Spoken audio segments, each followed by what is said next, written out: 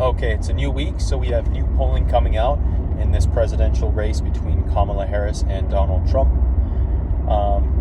Kamala Harris just recently entered the race, so she was expected to have sort of a honeymoon period, where she would rapidly gain popularity, and that has largely happened.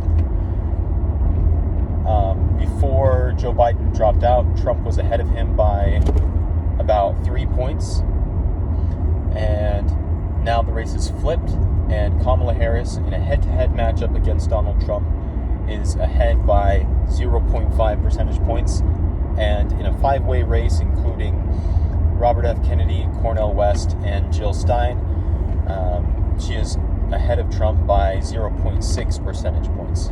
So it is still very close, definitely within the margin of error, but clearly Kamala Harris has momentum and is gaining in the polls.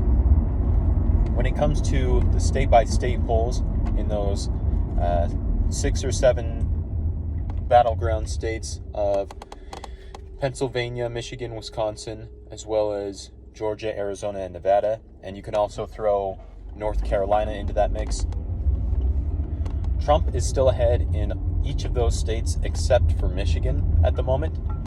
And in Michigan, he's only behind because of somewhat of an outlier poll, which showed Harris ahead by 11. Kamala Harris is definitely not winning Michigan by 11 percentage points. But the thing about the state polling is they're a lot less frequent, and we haven't gotten a ton of state-by-state polling since Harris entered the race. So that could change. Harris could gain in those states, and she could end up with a lead in those states. But at this point, just based on history and how Donald Trump has performed against the polls, in both 2016 and 2020, Trump outperformed he outperformed the polls, especially in the states. So in 2016, everybody knows that Donald Trump was far behind Hillary. Everybody thought Hillary was going to win. They had the percentage chance for each candidate to win, and Hillary Clinton was in excess of 90%, and Trump was at like 3% or something.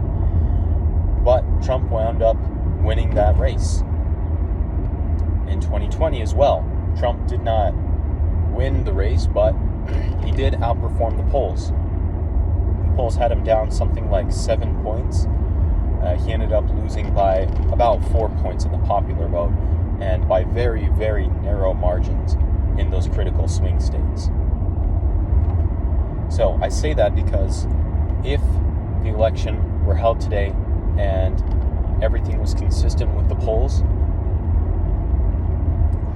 if you assume that Trump still outperforms those polls, he would end up winning the race. So, if you're a Trump fan, it's not time to panic yet, but it is time to work. It's time to get people registered to vote, get yourself registered to vote. Look up on your state's website how to do that. Find out if your state has same-day registration and what their rules are. But the point is, this is a very tight race, a very close race, and it's going to be competitive all the way to the finish.